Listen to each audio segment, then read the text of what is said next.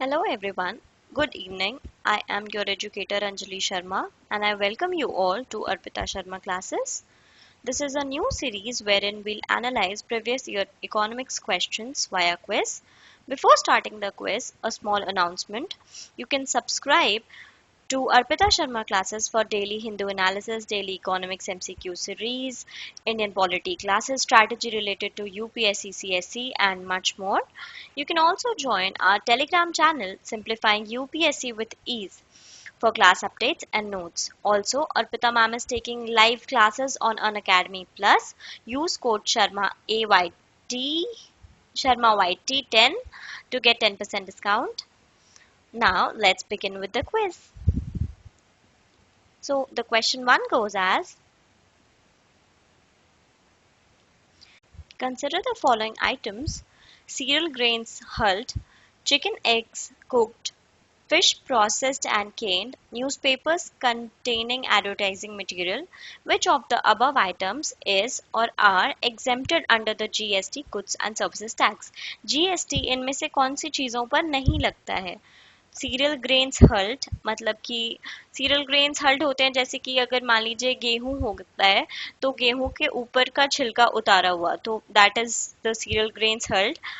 Now chicken eggs cooked, जो हमारे eggs हैं वो रॉ नहीं है, कुक्ड है. फिश प्रोसेस्ड एंड कैंड, ठीक है, तो फिश की भी पूरी पैकिंग एंड ऑल हो चुकी है. न्यूज़पेपर जिसके अंदर एडवर्टाइजमेंट आता है. इन चारों में से किस चीज पे गुड्स एंड सर्विसेज टैक्स नहीं लगता? What would be the answer? So the answer will be option C, which is 1, 2 and 4 only. By default, fresh unbranded agriculture items are exempt from GST. तो अगर आपका एग्रीकल्चर का item जो भी है वो फ्रेश है और उस पर कोई भी काम नहीं किया गया है, that are exempt from GST. तो अगर फिश जो ऑप्शन 3 है that is canned and processed, इसका मतलब उस पर कुछ ना कुछ परसेंटेज जीएसटी तो लगेगा. तो अगर हम ऑप्शन 3 को एलिमिनेट कर दें तो हमारे पास बच गए हैं सिर्फ अब alternatives like A and C. तो अब इनमें से करेक्ट ऑप्शन बताना था. And out of them you need to know that cereal grains और कुक्ड एग्स एंड न्यूज़पेपर, इन सब पे जीएसटी नहीं लगता. These are basic necessities. So 1, 2 and 4 only would be the answer. Moving on to question number 2. With reference to India's decision to levy an equalization tax of 6% on online advertisement services offered by non-resident entities, which of the following statements is or are correct? It is introduced as a part of the Income Tax Act. Non-resident entities that offer advertisement services in India can claim a tax credit in their home country under the Double Taxation Avoidance Agreement. Select the correct answer using the code below. 1 only, 2 only, both 1 and 2, neither 1 nor 2. तो आपका सवाल है कि India का decision है कि वो 6% equalisation tax लगाएगा जो कि ऑनलाइन एडवर्टाइजमेंट सर्विसेज अगर नॉन रेसिडेंट एंटिटीज हैं वो प्रोवाइड कर रही हैं.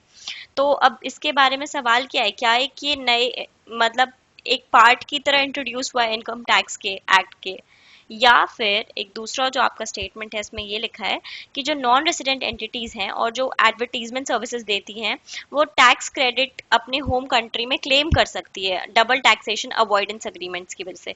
तो डबल टैक्सेशन अवॉइडेंस वो वाली अग्रीमेंट्स होती हैं दो कंट्रीज के बीच में अच्छे फ्रेंडली रिलेशंस हैं, तो उन्होंने एक टैक्स ट्रीटी साइन कर रखी होती है जिससे कि टैक्स पेयर्स को हेल्प मिले ताकि वो सेम इनकम पे दो बार उनको टैक्सेशन ना मिले देना पड़े. जैसे कि अगर एक रेसिडेंट वो एक नेशन का है और दूसरे नेशन में अर्न करता है एंड उन दोनों नेशंस के बीच में ट्रीटी है ये डबल टैक्सेशन अवॉइडेंस की, तो उस इंडिविजुअल को टैक्स क्रेडिट क्लेम करके या किसी तरीके से भी या एक स्टेट एक कंट्री में ही पे करके वो एक जगह ही टैक्स पे करता है. तो अब आपके जो ये 6% एडवर्टीजमेंट की बात है इसके लिए डबल टैक्सेशन अवॉइडेंस अग्रीमेंट वाला जो है ये नॉन रेसिडेंट एंटिटीज वाला, ये तो पॉइंट ही वैलिड नहीं होगा, क्योंकि जो डबल टैक्सेशन अवॉइडेंस अग्रीमेंट है ये वाली चेक हम वहाँ करते हैं कि उन्हें टैक्स क्रेडिट मिलेगा कि नहीं जब हम इंडिविजुअल का रेसिडेंशियल स्टेटस देखते हैं और वो रेसिडेंट इंडियन हो पर वो नॉन रेसिडेंट है तो उसको ये टैक्स क्रेडिट तो मिलेगा ही नहीं. तो आपका ऑप्शन 2 अपने आप गलत हो जाता है. Now it is introduced as a part of income tax, हमें ये चेक करना है कि ये सही है कि नहीं, तो ये भी गलत है. The option would be answer D, which is neither one nor two. Both the statements are incorrect.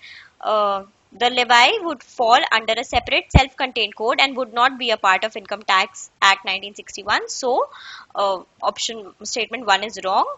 Or the term income tax is defined in double taxation agreements is to be mean to be Indian income tax. हाँ, तो यहाँ पे मैंने आपको बता दिया था कि जो नॉन रेसिडेंट एंटिटी है, पहले तो अगर हम उसका रेसिडेंशियल स्टेटस चेक करते हैं टैक्स के हिसाब से, कैलकुलेट करने के हिसाब से, अगर रेसिडेंशियल स्टेटस उसका रेसिडेंट इंडियन नहीं है तो हम उसे किसी भी तरीके का डबल टैक्सेशन अवॉइडेंस अग्रीमेंट के अंदर नहीं काउंट करेंगे. Moving on to question 3. India enacted the Geographical Indications of Good Registrations and Protection Act 1999 in order to comply with the obligations to. अब ये जो Geographical Indications Good Protection Act है, उन्होंने India ने किस ऑर्डर के को ऑब्लिगेशन के तहत कंप्लाई करने के लिए किया था? तो ये एक्ट बेसिकली किसके ऑर्डर्स की वजह से आया? इंडिया ने कौन से इंस्टीट्यूशन के ऑर्डर्स पे ये वाला एक्ट लॉन्च किया था? The geographical indication of goods act 1999. ILO, IMF, UNCTAD और WTO, इन चारों में से what would be the answer? Comment down below.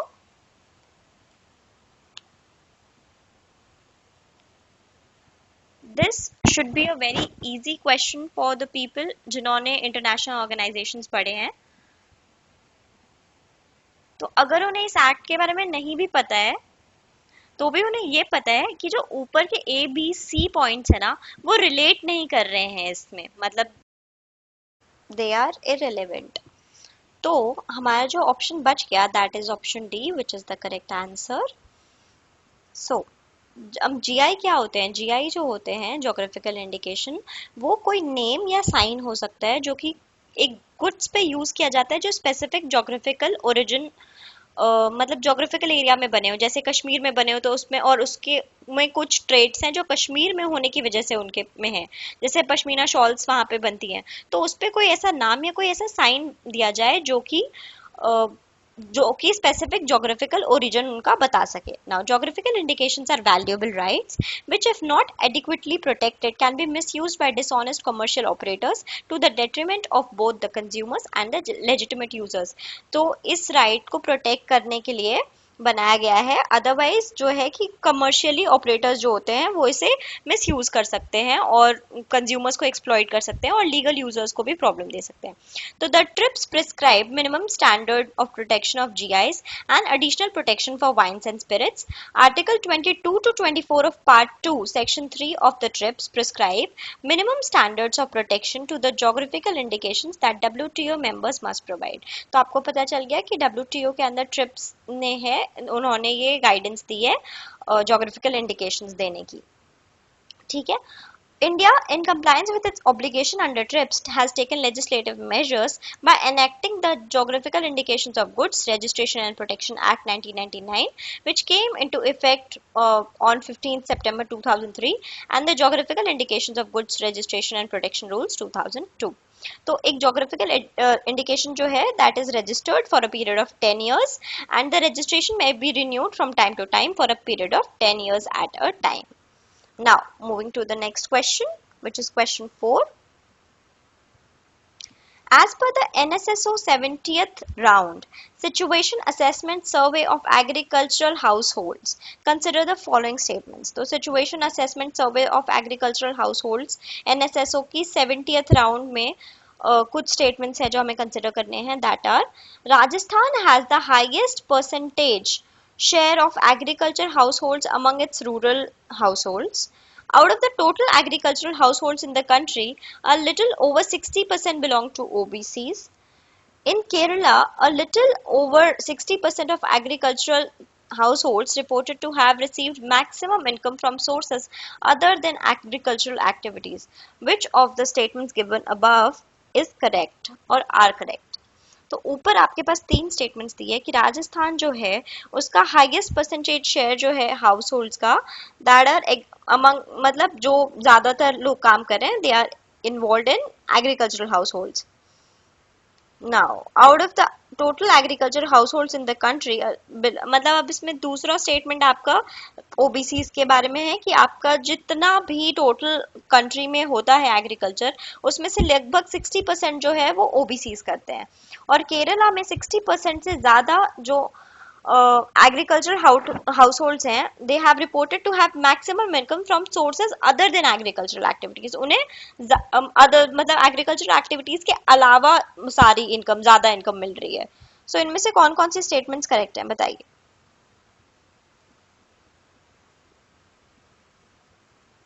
The answer would be option C, which is 1 and 3 only। 1 और 3 करेक्ट हैं और second वाला जो है वो इनकरेक्ट है। तो according to the gist of said NSSO report on their website, जो उन्होंने वेबसाइट पे अपने जारी किया था, उसमें ऐसा है कि total estimated agricultural household in the country about 45% to OBC, 16% to SC and 13% to ST। तो ये जो ओवर 60% वाला OBC को बिलोंग करता है, ये यहीं पे गलत हो गया।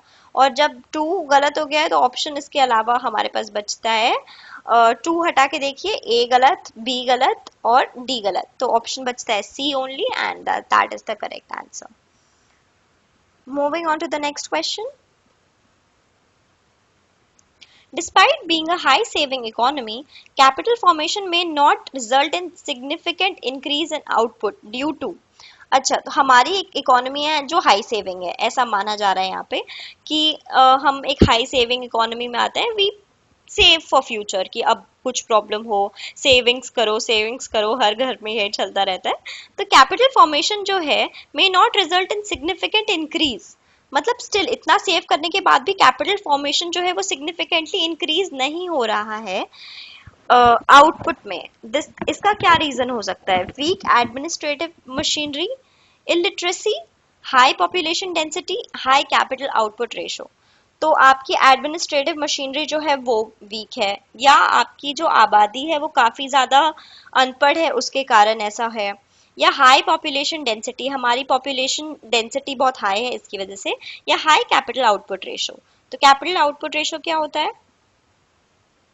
चलिए पहले आप इस सवाल का जवाब दीजिए, फिर मैं आपको बताऊंगी कि कैपिटल आउटपुट रेशो क्या होता है।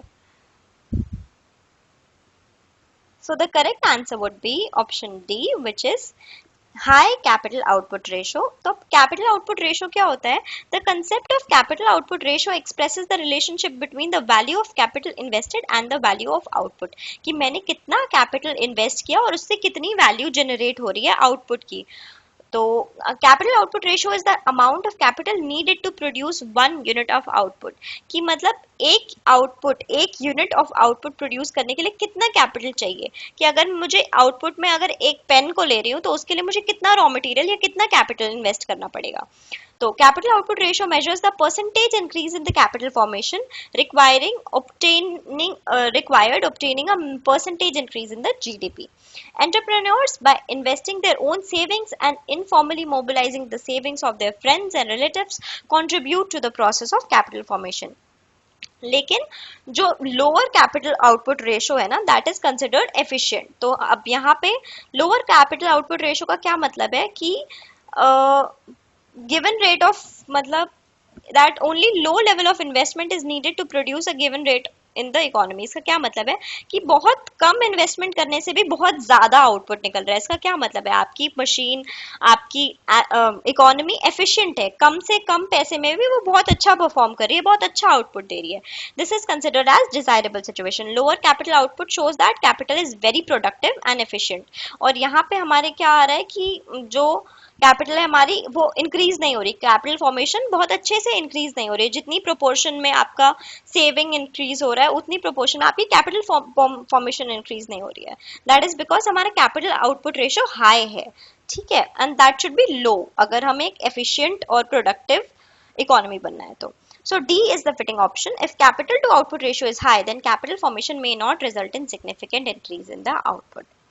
Now, moving on to the next question.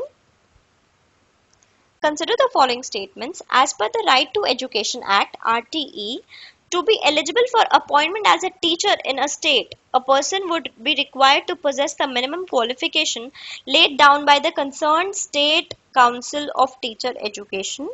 इसमें कह रहे हैं कि राइट टू एजुकेशन जो है आपको ऐसा एलिजिबल करता है कि अगर आपको एक स्टेट में टीचर बनना है या टीचर के लिए के पोजीशन पे अपॉइंट होना है, तो उनकी जो मिनिमम क्वालिफिकेशन है that would be laid down by the concerned state council of teacher education. मतलब जो वहाँ का स्टेट काउंसिल है वो बताएगा कि कितने पढ़े लिखे होने चाहिए या क्या उनकी मिनिमम क्वालिफिकेशन होनी चाहिए। ठीक है, next option is as per the RT act for primary classes, a candidate is required to pass a teacher eligibility test conducted in accordance with the National Council of Teacher Education Guidelines। कि अगर आपको primary classes को पढ़ाना है तो जो आपका candidate है उसको टीचर एलिजिबिलिटी टेस्ट देना पड़ेगा, which is conducted by national council of teacher education guidelines. Now, statement 3 is in India, more than 90% of teacher education institutions are directly under the state governments. So, what would be the correct answers? इनमें से कौन सी statements correct है? एक, दो या दो सिर्फ या 1 and 3 या 3 only? What would be the correct statement? So, the correct statement out of the 3 is only the option 2, which is B. So after RTE, it is mandatory that only those people may be appointed as teachers who are able to clear TET। मतलब teacher eligibility test जिनका exam clear हुआ है वही teacher बन सकते हैं।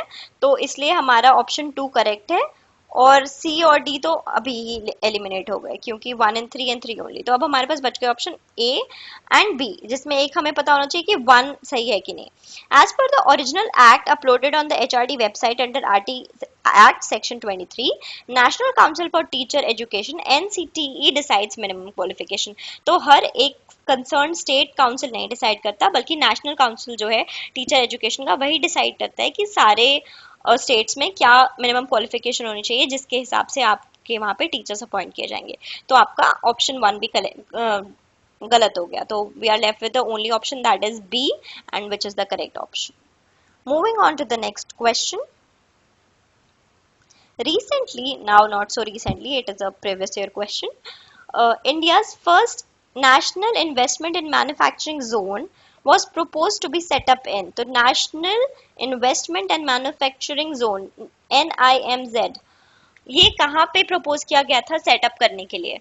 कि आंध्र प्रदेश में, गुजरात में, महाराष्ट्र में या उत्तर प्रदेश में? What is the correct answer?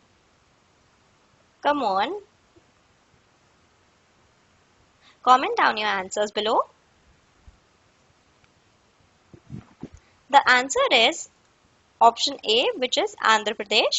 Andhra Pradesh is set to house India's first national investment and manufacturing zone, says Economic Times in 2015। तो 2015 Economic Times में ऐसा छपा था कि आंध्र प्रदेश में इंडिया का पहला नेशनल इन्वेस्टमेंट और मैन्युफैक्चरिंग जोन बनाया जाएगा।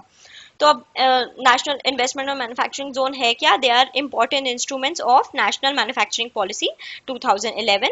They are envisaged as large areas of developed lands with requisite ecosystem for promoting world class manufacturing activity। कि ये इतने डेवलप्ड लैंड हैं जहाँ पे आप world class manufacturing activity process कर सके, बना सके। और इनका ऑब्जेक्टिव क्या है? कि to promote exports while NIMZs are based on the principle of industrial growth in partnership with states and focuses on manufacturing growth and employment generation। तो क्या हमारा बेसिक ऑब्जेक्टिव है? एम्प्लॉयमेंट जनरेशन करने का और मैन्युफैक्चरिंग का। और इसमें क्या कहा गया है कि हम पर्टिकुलरली स्टेट के साथ पार्टनरशिप करें और मिल करके एक्सपोर्ट्स को बढ़ाएं। NIMZs are different from SEZs in terms of size, level of infrastructure, planning, governance structure related to regulatory procedures and exit policies। So they are different from special economic zones। Now moving to question number 8। Swayam, an initiative of the Government of India, aims at promoting the self-help groups in rural areas। तो अगर आपको स्वयं का full form भी पता होगा ना तो आपको पता हो चल जाएगा कि ये कौन से आंसर से सबसे ज्यादा रिलेट कर पाएगा। Providing financial and technical assistance to young startup entrepreneurs, providing the education and health of adolescent girls, providing affordable and quality education to the citizens for free. तो स्वयं जो है वो गवर्नमेंट ऑफ इंडिया का एक initiative है। किस चीज पे हेल्प करता है, एम करता है? वो सेल्फ हेल्प ग्रुप्स को प्रमोट करने के लिए या फाइनेंशियल असिस्टेंस देने के लिए स्टार्टअप एंटरप्रेन्योर्स को? तो वो तो शायद मुद्रा योजना के अंदर, मुद्रा लोन के अंदर आता है। ठीक है, तो बी ऑप्शन आप वैसे भी कट कर दें. Now comes C, promoting the education and health of adolescent girls, providing affordable or quality education for the citizens for free. What would be the answer? So the correct answer is option D, which is providing affordable and quality education to the citizens for free. था कि अगर आपको स्वयं का full form भी पता होगा ना तो आप ये वाला आंसर गेस कर लेंगे. तो उसका फुल फॉर्म होता है study webs of active learning for young aspiring minds. तो आपको पता होना चाहिए कि स्टडी वेब्स बोल रहे हैं तो एजुकेशन के बारे में ही बात हो रही है.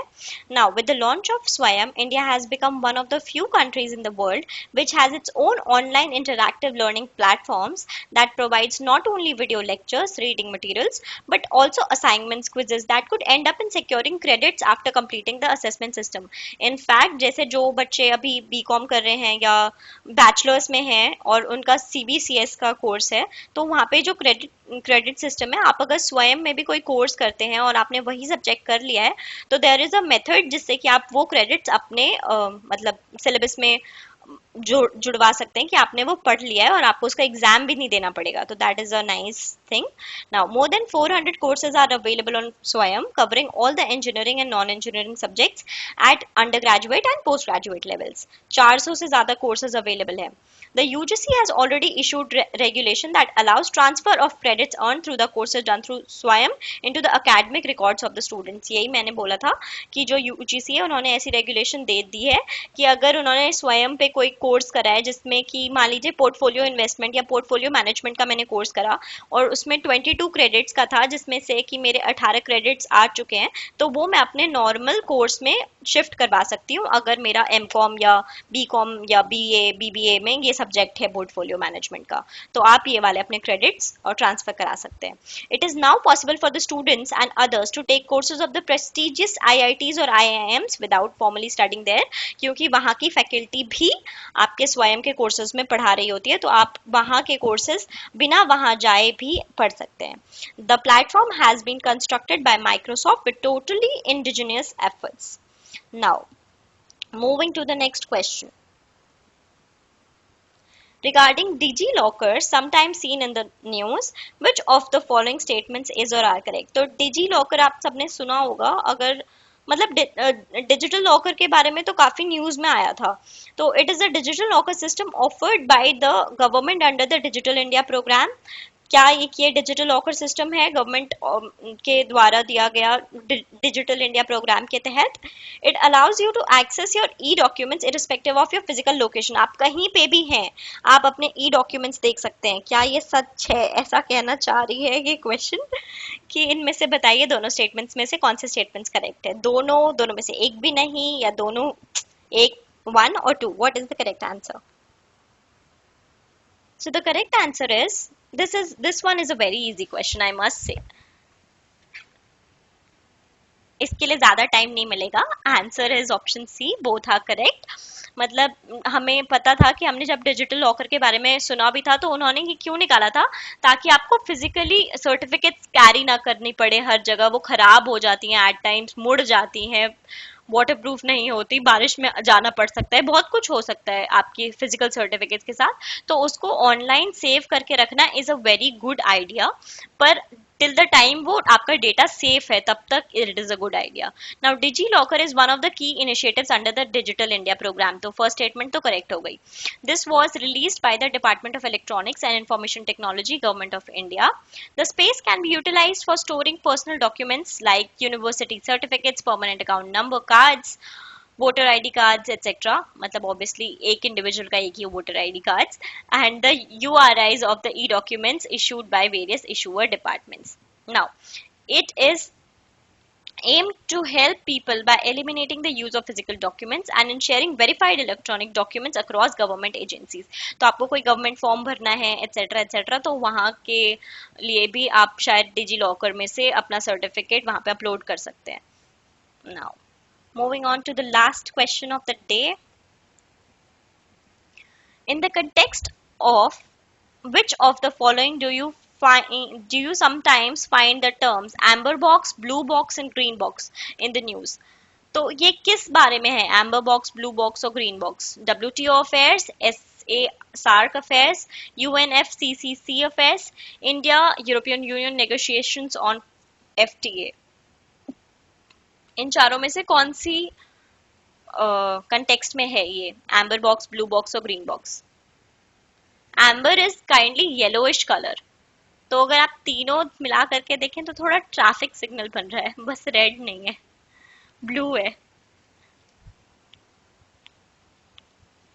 What is the answer? The answer will be option A, that is WTO affairs. Now, they relate to direct, indirect support given by the state to their industries and agriculture and regulate such supports as they have been bearing on international trade. कि मतलब इसके बारे में इसमें जो है this is basically about subsidies जो आप प्रोवाइड करते हैं अपनी एग्रीकल्चरल सेक्टर्स को या अदर सपोर्ट जो आप इंडस्ट्रीज को प्रोवाइड करते हैं, चाहे डायरेक्ट हो चाहे इनडायरेक्ट हो. In WTO terminology subsidies in general are identified by boxes which are given the colour of traffic lights. Green मतलब कि इसमें बहुत ज्यादा सब्सिडी देनी चाहिए, एम्बर मतलब थोड़ा कम सब्सिडी देनी चाहिए, रेड या इस वाले पर्टिकुलर या ब्लू इस वाले पर्टिकुलर फील्ड में एरिया में आपको सब्सिडीज या सपोर्ट देना ही नहीं चाहिए. So now with this we end the quiz. Comment down your scores below. The quote of the day is You can't have a better tomorrow if you're still thinking about yesterday. तो अगर आपने कल का सारा दिन बर्बाद कर दिया, कल का हिंदू बाय चांस आपसे मिस हो गया, कल आपने करंट अफेयर्स नहीं देखे या कल आप प्लान के अकॉर्डिंग नहीं चले थे और आज सारा दिन आप उसके बारे में रो रो करके गुजार रहे हैं कि शिट यार कल मैंने अपना प्लान मिस कर दिया, कल मेरे से ये हो गया, कल मुझसे वो हो गया, तो you are not going to succeed. आज का दिन कल के रोने में व्यर्थ ना करें. अगर कल का दिन व्यर्थ हो भी गया है तो आज दुगनी पावर के साथ कहें कि ठीक है कल का जो मिस हो गया वो आज कवर अप कर लूंगा, रोने का टाइम बिल्कुल नहीं है. If you want to succeed, that is the only way you should behave. Now, till then, happy learning.